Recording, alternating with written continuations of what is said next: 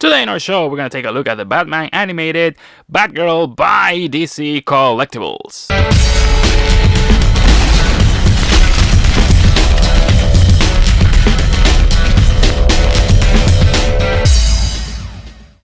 This video is brought to you by Big Bat Toy Store. Shop a great selection of action figures and more at BigBatToyStore.com.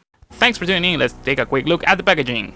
As usual, nothing fancy. Here's the Batman animated, blah blah blah, the advertisements, sculpted by Irene Matar, number 41 in the collection, Batgirl, blah blah blah. You can also see Barbara displayed proudly there with all of her look at how many hands. Wow, why do I need that many hands? Anyway, on the right hand corner you see 15 pieces. On the back, just your regular red Batman thing with all the warnings and legal things. That's it. Now let's open this package out and find out what the fuss is all about. And there you go, that's Barbara Gordon out of the packaging. First off, you can see that she comes painted in that signature flat matte that all the animated figures have from DC Collectibles, which is great. I like it. Now, the face looks much better than it did on the solicitations. It looked like she had a huge neck. I'm glad to report that that's not the case with this. With the final production figure, it's much aesthetically correct. You can see her animated face. It might need some corrections. Yeah, no, not too perfect at all. Her hair is flexible, which allows her to move and turn the head. Of course, the cape is made of rubber. Very soft plastic. Now, overall, the proportions are done perfectly in the animated style. In the early animated style, because the New Adventures was more, even more stylized. The proportions were perfect. There you can see the butt junk, yeah. And the articulation is also very decent on this figure. You can rotate the, shoulders. This is as much as she can go. I wouldn't force it because, the quality has improved a lot since the earlier waves where they broke, but still, I don't want to force her, She has elbow, rotates, the gauntlets move, but her hand is really loose. Back in the day, remember we used to complain that these were tight? Now this is not tight at all. It's really like wobbly. Same with the other, the other arm and everything. Her belt is sculpted, it's not removable, it's painted in this bright yellow, canary yellow. And of course it has the H-hinge type hips, which, they're being phased out. They were revolutionary when they started, but now, the aesthetic of the figure gets completely shot to hell no. They should adopt the new, Legends type of articulation, but hey, I'll take what I can get. It's animated, man. It's Batman animated. I'll take anything I can from Batman animated. You see articulation. She has articulation at the knees. There is no ankle swivel because every time they did that, this small feet, that used to break. So no. That's as much as we get with Batgirl. Now for accessories, I'm surprised that she only came with a Batarang.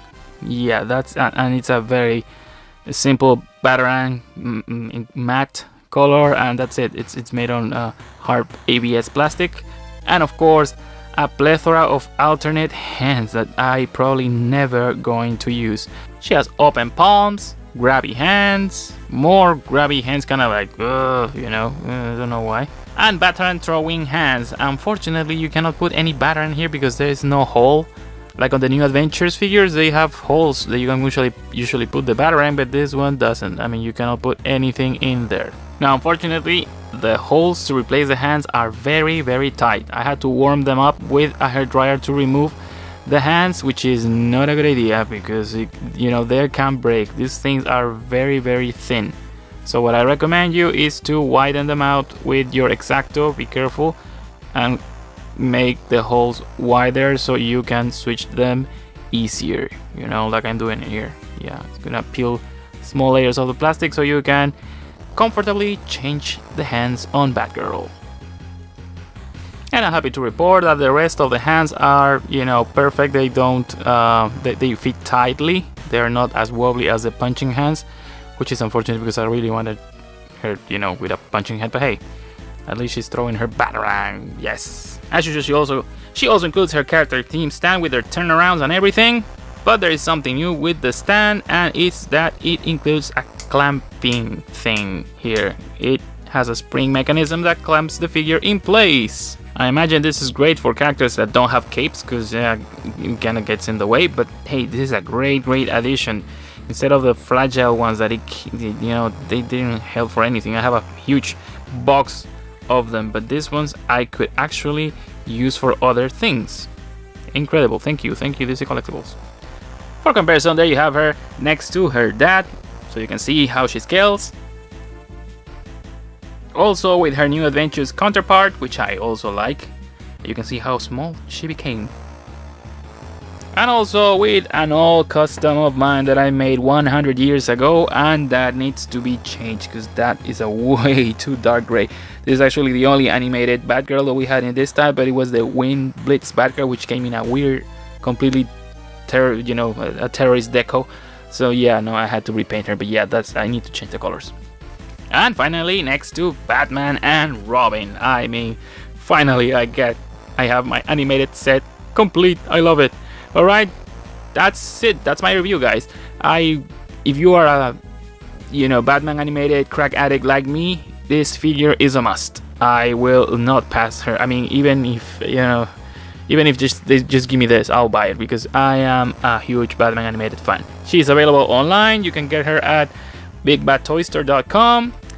There's a link in the description, so if you like this video, hit the button below, share it with your crew, and be sure to subscribe. This is Hunter Knight, signing out.